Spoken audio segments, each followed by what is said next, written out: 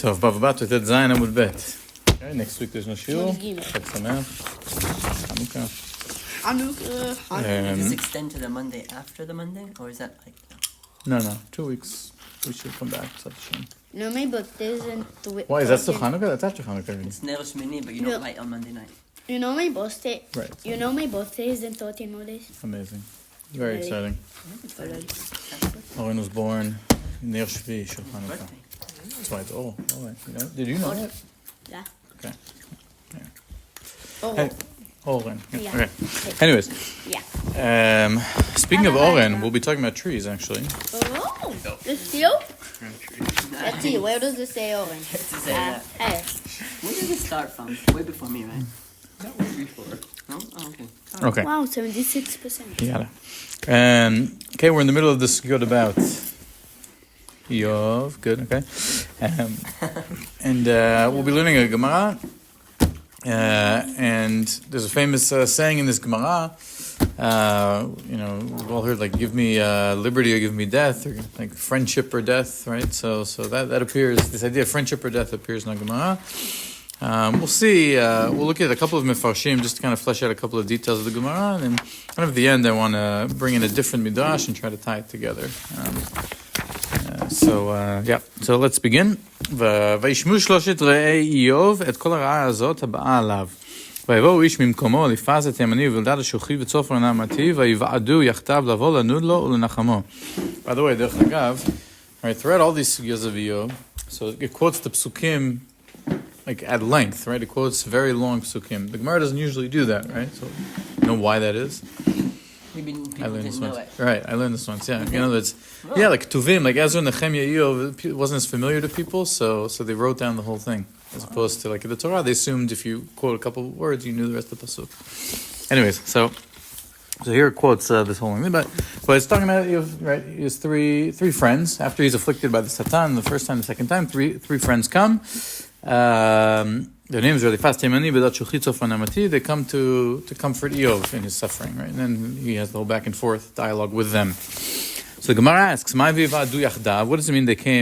They assembled together to comfort him. What does that mean? Amar Yehuda Amar Rav Melamesh nichnesu kulan b'shar echad. They all entered through the same gate. Okay, we'll see maybe a suggestion on why that's an interesting point to make. And then V'tana ben kol echad ve'echad 300 parseh. Okay, so what does this mean? That each one of these three friends, they lived 300 parsot apart. I think that's like 800 miles. You know, it's a vast distance. Okay, so the chidush in this sense is that the fact that they all came in through one gate and they all lived so far away is before WhatsApp. You know, so there's something miraculous about that. So the Gemara asks, "Minahavu yadeh." So how did they all know that they all arrived at the same time? So two opinions. Ikad amre klila havalahu, ikad amre ilane havalahu. V'kevan dechamshi havu yade. What does that mean? So klila is a crown. Rashi says it means that they each wore a crown that had the other three friends on the crown, and there was kind of this, when Iyov went through what he went through. So the image of him on the crown, something happened to it that the other friends knew he was in trouble. Okay, it's like the Super Friends or something. Harry Potter and the Weasley's clock. Yeah. Okay. I knew it was some reference to, that when someone's in trouble, something, right. By the way, Harry Potter, right, so it's there's three of them. I didn't talk about that. I should have introduced with this, right? This whole theme of Iyov with three friends, so it's like a common theme. This will become relevant at the end of the shiur, right? You have in the Midrash, first of all, it comes up a lot, right? We talked about this in a couple of shiurim already. Like you have Rabbi Shimon and Rabbi Yossi and Rabbi Yehuda with the Romans. It's like three that have different opinions. Iyov himself is one of three in the Midrash about Paro, right? That it's Yitro says a good thing and Iyov is silent, and so he suffers, and Bilam says a bad thing. So this theme of like three colleagues or advisors. So here Iyov has three friends. But in other places, there are three friends who have different opinions. Right? This is a common kind of idea. Harry Potter also like that, and then there's other, and in literature you have this concept as well. Yeah, the three amigos. It's like a common idea. Three Musketeers. Yeah, it comes up. So it doesn't just come up in kind of modern works. It's all the way in the Tanakh. And we'll see. And whatever. Spoiler, like with Avraham, like it's several. and Aner Shkol Mamre, Vehem Balei Brit Avram. You had three kind of friends, right? It's a parallel to Iyov. We'll talk about this soon. And also, V'nei Shlosha Anashim Nitzavim Alav, right? This idea of like a group of three people who are somehow related to each other, okay? In any event, going back to this, so one opinion said they had a crown where the picture is lit up. Okay, that there were trees. They each had trees. The trees withered. So there's something, they each had a tree that signified one of the other friends, and Iyov's tree withered, so they knew that he was in trouble. Okay? So Rava says, this is as people say, either give me friends like Iyov had, or give me death. That's true friendship, that they have these trees or these crowns, they walk. I think perhaps more interestingly is that they went 300 parsot to go make sure that he was okay. Okay? You could say it's not about the distance, it's about them knowing. Like a true friend will know. Yeah, that's fair. Yeah, it could be. Yeah, you could read Rava as either talking about what was just said or the statement before, or both. Nachon, you're right. You're absolutely right. Okay. The truth is, we could skip this next part of the Gemara because really the whole shir is on this first part. Okay. So first of all, this phrase or this concept of Ochav or Mittutah comes up in another place in the Talmud as well, in a very famous story, and that's Chonei Me'agel. Right, so we know with the tree in the 70 years, he wakes up, nobody knows who he is, right? Yeah. So Azal, what? Okay, okay. The story of Chonei Me'agel, where he. The main story is the circle one. Yeah, that's the one. That's Chonei okay. Me'agel. The main story is the circle one. Then there's another story about him, where he sees a man planting a tree, and he says, "What are you doing? You're not going to see the fruits of that tree. What's the point?" And the man says, "It's true that I won't see it, but my descendants will see it." So Choni kind of says, what's the point of that? I mean, I'm not quoting directly here, but he falls asleep for 70 years. Choni. He wakes up after 70 years. Choni wakes up 70 years later, and he sees like the grandchild of the like benefiting from the fruits of the tree. But then he's very upset because he's very disoriented because he fell asleep for 7 years. So the Gemara says, Azalavete, he went to his house. So at this point he knows that he had fallen asleep already. So he says, where's the son of Chonei Me'agel? He wants to see his son. So Marule Borei Leite, Bar Borei Eta, right? So his son's not alive, but his grandson is alive. Amar Lu Ana Chonei Me'agel. So he says, I'm Choni. No, they didn't believe him because he's whatever this old guy who knew what he looked like, but thought he was crazy. Azal Beit Midrash Shaminu LaRabbanan Dekamein Hiran Shematin Kivishnei Chonei Me'agel. So he went to the Beit Midrash. They heard them saying, in the days of Choni, he used to come in and answer all the questions, right? So Amalu Ana knew. He says, I'm Choni. They didn't believe him. And they didn't give him the proper respect because they thought he was, there was some crazy guy. So he was so distraught that he begged for mercy and he died. Now it's here, it doesn't mean friends in the sense of, like Iyov had his three friends, but friendship in the more general sense of like not feeling isolated and alone, but having kind of a sense of community, perhaps. So it's a bit of a different kind of application of that same phrase, but that's where it comes up as well. Okay. So first, I wanted to suggest an idea. It's kind of like two vortlach, I guess. So one is on the point that Rav made that they all went in through one gate. Okay. So why is that? What is that? What do you think that signifies? The fact they all went through one gate. What's the chidush there? Together. That they're together, right? That they're united in purpose, united in mind, right? And that's what he says, Vayivadu yachdav. So if we look at this Gemara, in this Midrash in Bereshit Rabbah, so we have a bit of an interesting kind of question, okay? Is this the, 12, okay. Okay, right? This is in, not this week's Pasha, next week's Pasha. Vayomer levanav lama titru, right? When there's a famine in Egypt, Yaakov says to his sons, why are you kind of looking around like this? Amar Yaakov levanav, atem giborim, atem naim, al tikansu b'shar echad, ve'al tamdu b'makom echad, shelo tishlot b'chem ayin hara. So Yaakov says, okay, you guys can go down to Egypt to get the food, but don't all go in the same gate. Why not? Shelo tishlot b'chem ayin hara, right? The evil eye, if you have this group of 10, strong, handsome men coming together, you'll attract the evil eye. So everyone go in through your own gate, okay? Well, she explains so that they don't think that you're coming, like not to scare, right? Because they're big and wasn't that there? Yeah, they're warriors, right? Yeah. So what's the question based on this?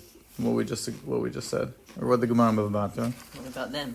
In other words, you're saying Vayivadu Yachdav, they all came together. They all came in through one gate, so that shows like a sense of purpose. But then, aren't they worried about Dayanara? Okay. So let's see the continuation of the Midrash here. Amar Rabbi Yehuda bar Simon, Af Yosef Yodea she'aya achav yordin leMitzrayim l'shbo. So Yosef knew that his brothers were going to come down. Ma'asa, what did he do? Oshiv shomrim akol ptachim. So he put guards for all the entrances.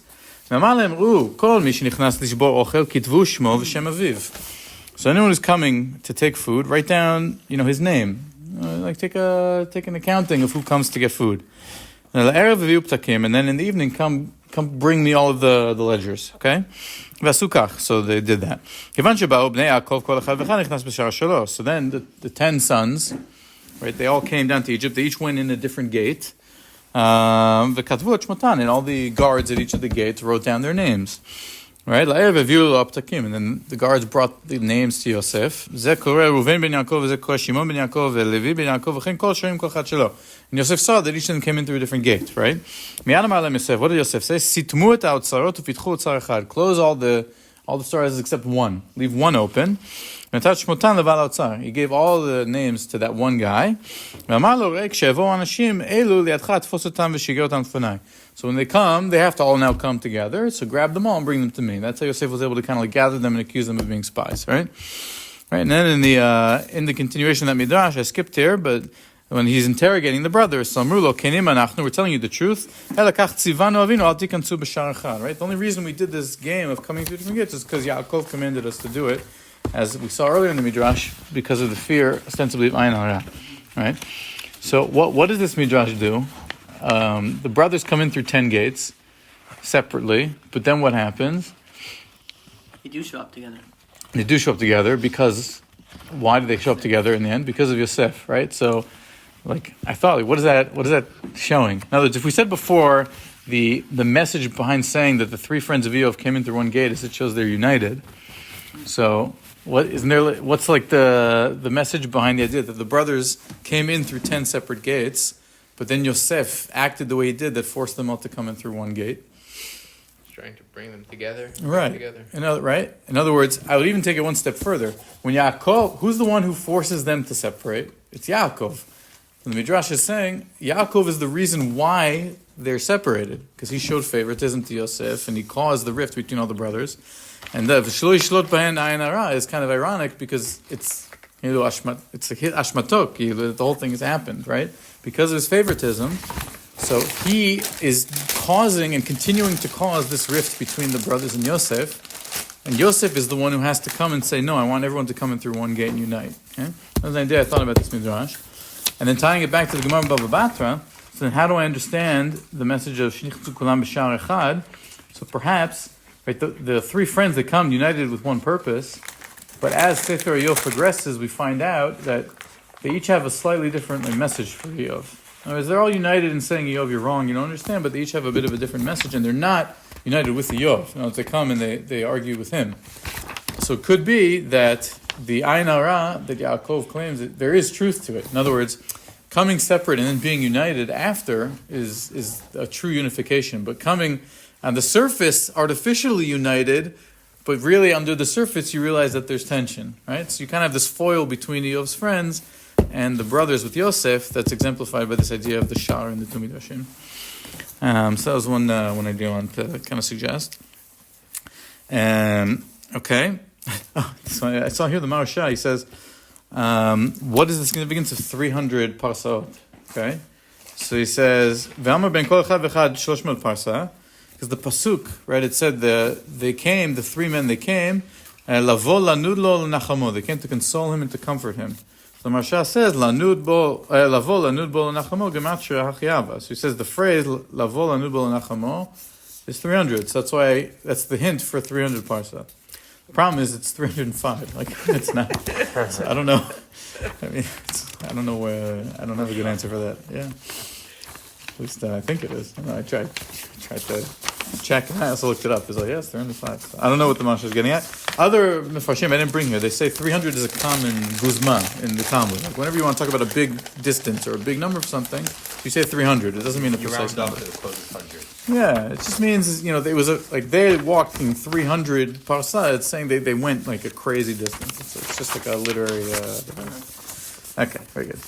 How could he be wrong with the Gematria? What? How could he mess up the Gematria? I don't know. I don't know. I don't have a good answer. I don't know. לא היה מחשבון. Are you adding it up now? What? I don't even think it gets to 300. No, but you put it in, why did you put it in chat?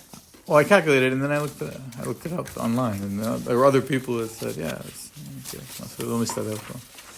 I don't know. In Maximan Adarshan. It could be I don't understand it. I just thought that was interesting. Anyways, okay. Good. If we turn to, let's look at the second Iyun Yaakov here, or Chavri de Iyov or Mitzvah. Okay? So in the Iyun Yaakov, it's the first line there, right? Kexhavri de Iyov or Mitzvah. The Fi Rashi, you see? Okay, the Fi Rashi, Adavar Tamua. So he says, well, what does Rashi say this? So what does it mean? Give me friendship or give me death. That Rashi says it means if I don't have friends like Iyov, on the level of Iyov's friends, kill me. Life's not worth living if I don't have friendship on that level, right? No, that's how important true friendship is. That you need friends who will do anything, drop anything for you. If you don't have that, you're as good as dead, right? That's how Rashi understands it. This is the straightforward, I think, meaning of it. But the Yaakov has a difficulty with that. He says, "Lefi Rashi davar tamua." This is difficult. Ma kulei she'en lo chaver ne'eman lechach yivchar hamavet michayim. Right? Okay. Of course, it's good to have a good friend, but if whatever circumstances in life you can't find a friend that's that good, so you should you should kill that. It's not worth living because of that. So he offers two, I think, kind of clever readings of this phrase that are different from Rashi's. This is what it means. O chavra de chavri de Iyov, sherainu she'alchu v'tiltelu atzmam 300 parsa. So either have friends like Iyov's in the sense that they show through their actions of how much they sacrificed in order to go see him, how much he meant to them, or mituta, or death, meaning kilomar o ayadei mita nikar shaya b'shleimut imo uchudei amrinan met echad min hachabura yidaru kol hachabura. So I think he's saying is sometimes it takes death to bring people together. It's even in this week's Parsha, right? That after Yitzchak dies, Yaakov and Esav, they go together to bury him. Even after the whole story that happened between them. And that with families, when there's siblings that they don't get along, or there's a bogus, but when the parent dies, they'll get together for the Shiva, right? There's something about death that brings people together. So what he's saying, it means is, if you're lucky, you'll have circumstances where in life you'll be able to kind of bring people together and have that closeness. But if not, then death will bring people together because that's something that happens when people who are close to you die. It brings people together. That's a different way of understanding that phrase. Then he suggests something else. ועוד יש לומר, על דעת דאיתא בבבא מציעא פ"ה דף שניים שיהיו מהלכים בדרך מוטב שישתו שניהם וימות דבר יראה אחד במיתת חברו עד שבא רבי עקיבא לימד חייך כל מיני חברך. Right? So this is a kind of this famous Mishnah, right? If you have two people and they're both dying of thirst and there's one jug of water, or there's enough water to feed one of them, so what do?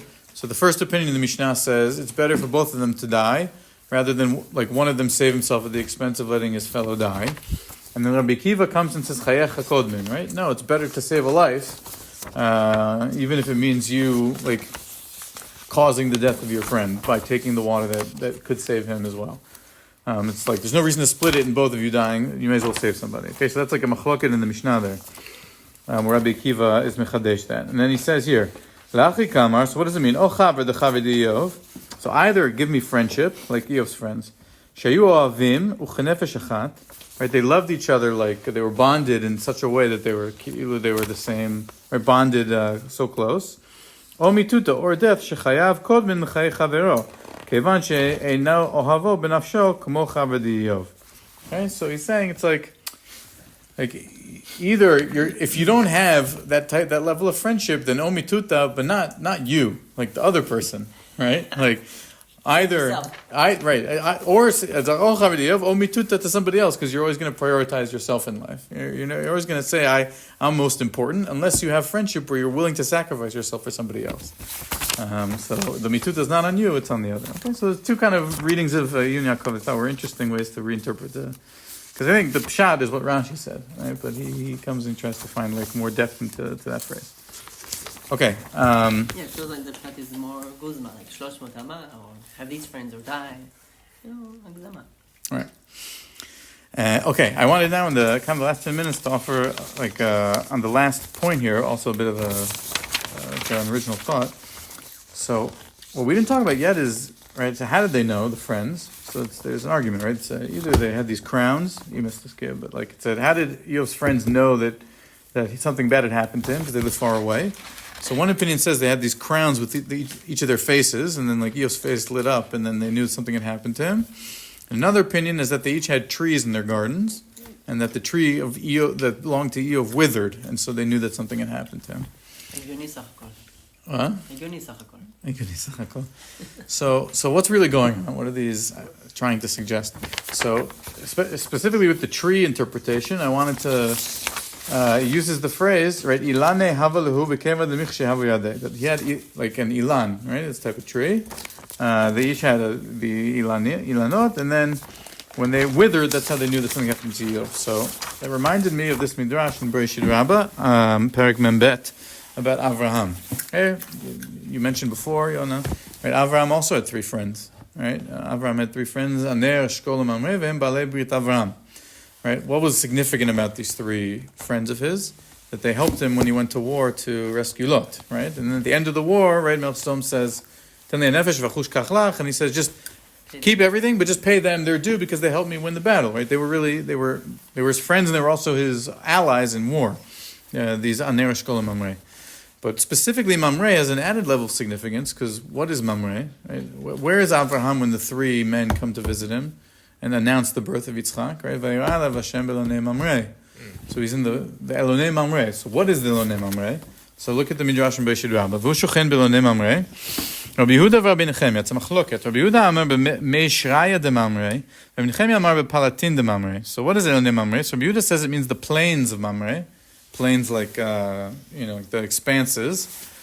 And Rabbi Nechemia says it means the palaces of Mamre. So what does that mean? Adate Rabbi Yehuda, atrahu d'shmei Mamre. So when Rabbi Yehuda says the plains of Mamre, it means Mamre is the name of some location. But Adate Rabbi Nechemia, gavru d'shmei Mamre. Rabbi Nechemia says, no, the Mamre that's mentioned here is the same as the Mamre who was the friend of Avraham from from earlier in the story. Ve'lamini kra shmo Mamre. Why was he called Mamre? Rabbi Azariah b'shem Rabbi Yehuda b'shem Yisumon shehimra panim be'Avraham. The Mamre is the same shorosh of Himra, which means he was aggressive in defense of Avraham. That he was like Az with an Ayin. He was very strong in his defense of Avraham. So what does that mean? V'shah Hashem HaKadosh Baruch Hu LaAvraham limol. Right? Hashem told Avraham to do a brit milah. Halach v'nimlach b'shloshet oavav. So Avraham says, hey, I'm 99 years old. It's not a straightforward thing to go circumcise myself. He went and he consulted with his three buddies about what to do. Amar lo Aner, so his first friend Aner. Avraham consulted, Right, it says Nimlach. Yeah. You would think like he took his son to, right? Okay, but maybe he also asked them for that. So first of all, what's this midrash doing? That Avraham is taking Eitzah from three friends. It's humanizing him. It's humanizing him, and it's tying him to that trope we were talking to before about the king, consulting with his three advisors, right? Like Paro with Iyov, Bilam, and Yitor. It's like Avraham and his three Aner, Shkol, Mamre. It's like a similar idea, okay?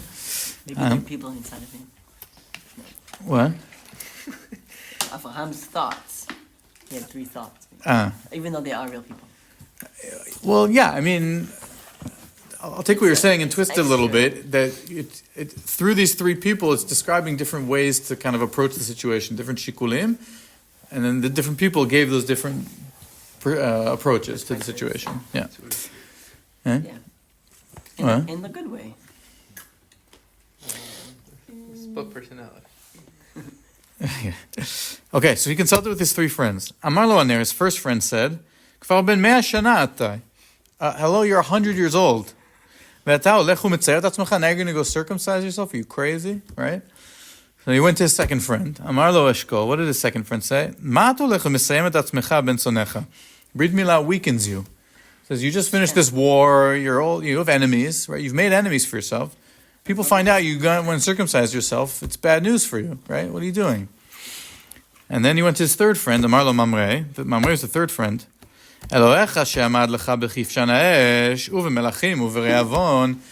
This God of yours, he protected you from the fiery furnace, and he protected you in the war, and he protected you from famine. Now he's coming and asking you, one little thing, circumcise yourself. Now you're going to say no? Right? In other words, Mamre is giving the pro-God case to the... Right? So Abraham listens, obviously, to Mamre. Amar lo HaKadosh Baruch Hu. So HaKadosh Baruch Hu says to Mamre, right? Ata natata lo etzah lamul. You were the only one of his friends who gave him advice to circumcise himself and to listen to me. Chayecha, by your life, she'eni nigla alav lo b'palatin shel aner v'lo b'palatin shel eshkol, elo b'palatin shel chad u'dichtiv v'yirah elav Hashem b'milah Mamre.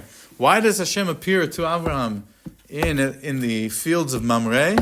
Because Mamre was the one who had convinced Abraham to get a Brit Milah. And Abraham was recovering from his Brit Milah there. And so Hashem appeared to him as a reward for Mamre's advice. Okay? So that's the Midrash.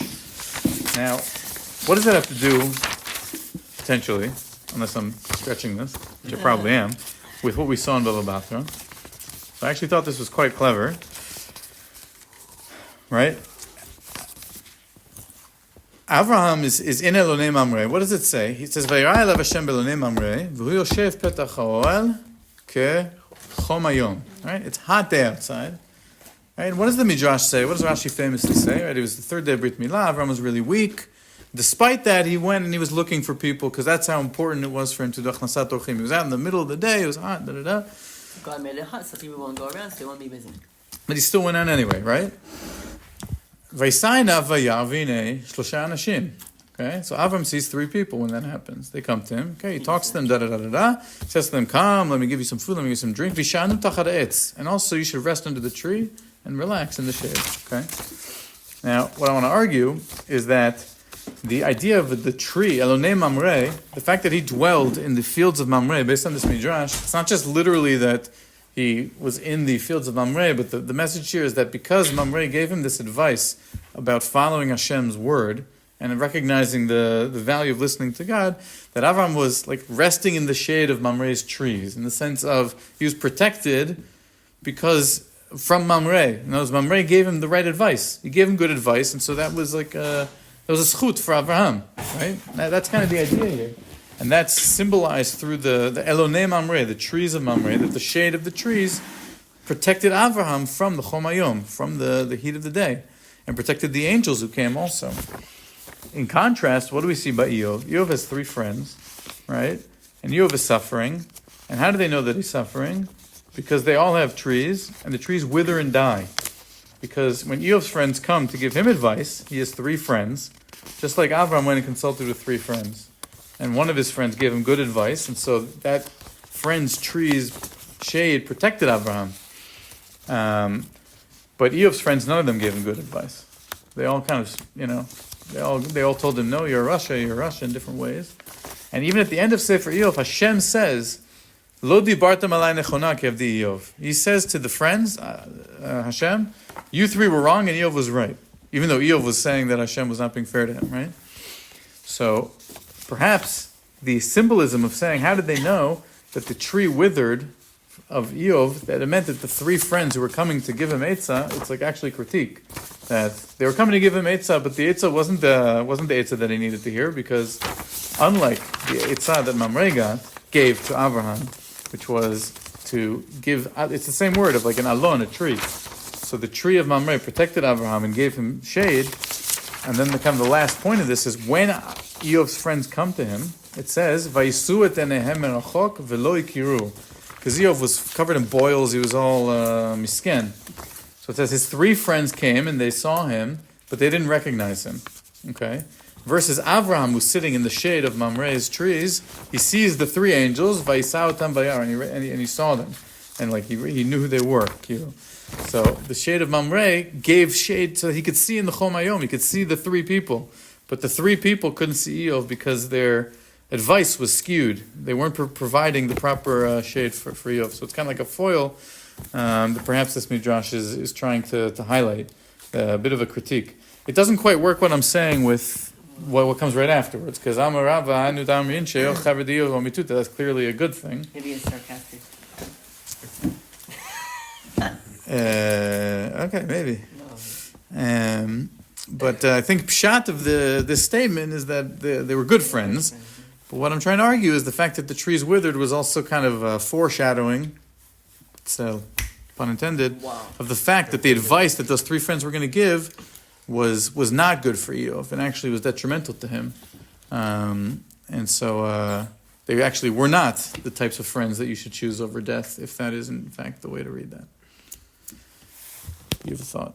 I think it fits well with when Moshe sends the Meraglim. So he says, Sar Tzilam Elehem. And then Rashi says it's Iyov. So when what's Iyov? I think. Oh, Iyov's Schut, he died? Yeah, if Iyov's Schut, and if we're going with the tree that withered because Iyov is like dying, so then Sar Tzilam is like the actual trees like died. Very good. Beautiful. There, clearly, I would argue that the tzel there is not like the physical body of Iyov, but his schut, right? Yeah. So the idea of the shade of this tree being a symbol of the merit of Mamre and the lack of merit of Iyov's friends makes a lot of sense. But Iyov himself, very good. Okay. I didn't make that connection. All right. Yeah.